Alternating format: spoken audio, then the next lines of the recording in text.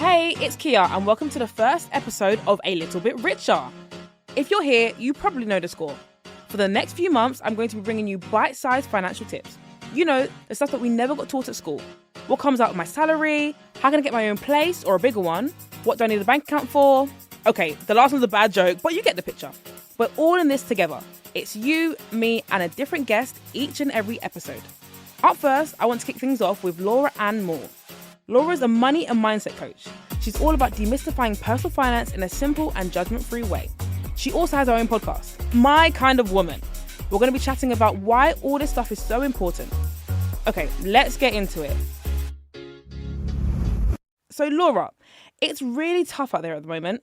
Everything's going up in price and salaries just aren't keeping up. Everyone's stretched and it is stressful. Do you have any suggestions on how people can cope with this pressure? Yeah, I think first of all, I would say it's really important to identify where the stress is coming from. I think it's so easy to go into this panic of I feel overwhelmed, I feel anxious, I feel stressed, but sometimes we don't know where that feeling is coming from. So the first thing I would say is really try to understand and identify it first, because it might be a practical thing, but it might also be an emotional thing.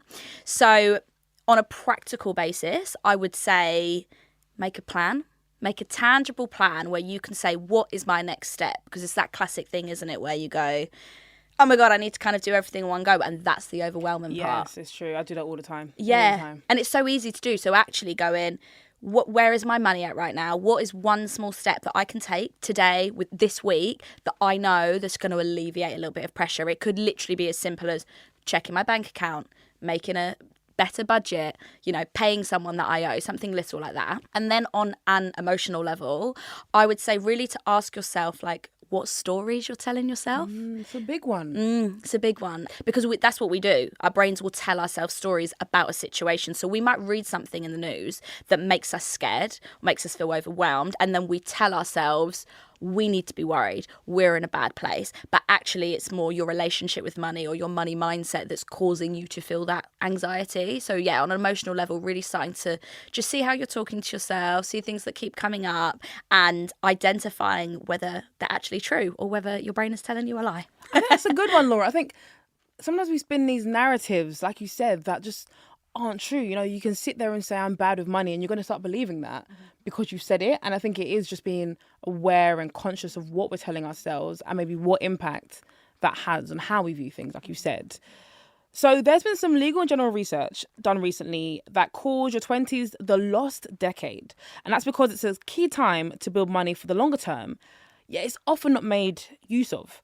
So what are your top recommendations, Laura, for someone trying to make the most out of their money? I think when it comes to money, you want to think about the step before and really asking yourself, why do I want money? What role do I want money to play in my life?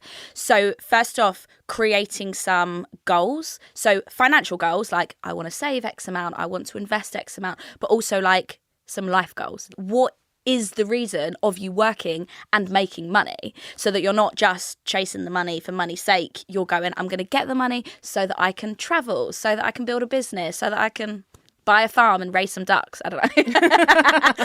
Whatever floats your boat. Yeah, whatever floats your boat. And really starting to connect with what your why is. So creating these goals. Also, understanding what your values are. So what are the things so for me, 3 of my values are travel, education, and health.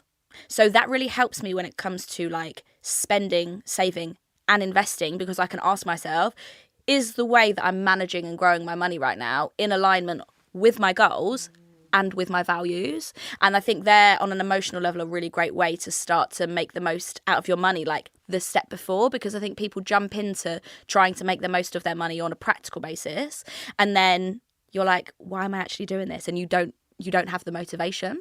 So I think understanding the motivation is key first. That is, like you said, you hit the nail on the head. That is a key one to keep you going. I think quite often you'll hear people say that they want to save and there's no real target or reason. But when you have that reason, like you said, it could be to have your duck farm, it could be to travel and see the world, whatever that reason is, it helps you. So when things maybe aren't as fun or things are feeling a little bit hard, you can always circle back to that and say, right, I know why I'm here. I know why I'm doing this with my finances, or I know why I'm working. Like you said, to keep you on track, because that is often the hard bit. Yeah. Like I recently released an episode on my podcast about achieving my big happy goal, because I've been running my business and I've been like, I've been keeping the business afloat, but I'm like, what do I actually want this money for? And then when I tapped in, connected with myself, I was like, I do really want to travel more. So now that's kind of like my North Star. And it might be for the next, 5 years maybe. And it's given me the motivation to rejig the way that I'm spending and saving. And it, like you say, when times get hard, and maybe you do have to cut back for a short period of time or whatever that looks like, you actually know why you're doing it. So it feels like it's coming from a place of your motivation is towards pleasure as opposed to away from pain. Yes, I love that. Laura, we're coming on to a big topic now. Always on people's minds, property. So it feels like that everyone is currently in a race to buy their first home, especially when you're on social media. That's all we're kind of seeing right now. And it is so easy to compare yourself to everyone else's journey. So do you have any advice for our listeners who are wondering whether or not they should be saving for a deposit right now? I think the house deposit one is a really interesting topic, because there's so many stats out there that shows people or house prices versus wages now, there's such a bigger gap between it, or a disparity between it, versus 20, 30, 40 years ago. Our parents and our grandparents, it was so easy for them to say, I need financial security for the future, I'll buy a house. And it was so much more accessible. Whereas now, for young people, I think in general, it's the go-to, especially in the UK, is I should buy a house. So what's happening is we have this generation of young people wanting to buy a house, but not really knowing why, or if that's something that they want. So my first thing is always really understand what your why is. Do you really want to buy a house? What is your motivation there? Is it because all you've ever dreamed of is, having a beautiful home that you can make your own, you can raise a family in? Or are you just doing it because society tells you to do it? Your parents are telling you to do it. It's what your friends are doing. So asking yourself if it's actually what you want first. Yes. Do you know what I mean? That's a big one. I think it's a massive financial undertaking, and I don't think that should be minimized. I'm going to touch on property more in this podcast, but it's such a big thing to purchase. It's probably likely to be the biggest thing you'll purchase in your life, that you need to understand, like you said, why are you doing it? Are we doing it because you want a property or because everyone else is doing it? And I think once you understand that, then you can decide, is it for me? Yeah. Should I do it? You said? Exactly. And I think so when you ask yourself, why is it I'm asking myself, should I be saving for a house deposit? I always think when the word should is in there, you've got to question what's going on. So if that is how you feel, if you say, the reason why I want to buy a house is financial security, maybe just ask yourself, are there other more accessible ways that I can look to build wealth for the future that allow me to create that financial security and that wealth for the future, that don't require me to save 30, 40, 50 grand for a house that maybe is going to take me however long to save, sort of giving this anxiety around doing that. So when you understand your why, that's definitely kind of key. Then I would also say it's okay to save for a house deposit and then you change your mind. Yes, that's right? A big one as well. Yes. Because goals can change. When I was 19, I saved 15 grand to go to drama school, and then at the very last minute, 2 weeks before I was due to start, I ended up going travelling. So that I had that money there saved, but the purpose of it completely changed. So if you right now can't decide, you could go, okay, well, maybe I'll put a bit away. I'll start building that pot up. We're always going to need money for something, whatever that thing is. And if your life changes, your goals change, at least you have a nest egg that could be then maybe put into a lump sum for investing, or maybe you could, you do something that's investing in yourself, like travel or whatever that looks like. So it's don't be afraid of putting money away for a goal that might change. Yes. And then the final one, I think, is speak to your friends or family that are homeowners, or people that have gone through the house buying process within the last few years. They will definitely give you the truth and the reality of that journey. And I think sometimes you need to hear that and say, is this something I want to undertake myself? Yeah. Or can I give it a pass for the minute? A lot of people that I've spoken to always say there are a lot of hidden costs. I haven't gone through the process myself. It's just from people that I've chatted with. And that's not to say, not everybody regrets it. Some people say, there's loads of hidden costs, but I wouldn't change it for the world. Or there's loads of hidden costs, I wish I didn't do it. So I think just chatting with people in your community, and if you don't have any friends, or if you're the first one in your group that are maybe planning to buy a house, get online, like, and have a look, socials, different pages, different forums, and try and find people in that community that can share that knowledge. I love that. Get informed. That can definitely help you. Right, so I've got another legal and general factoid for you.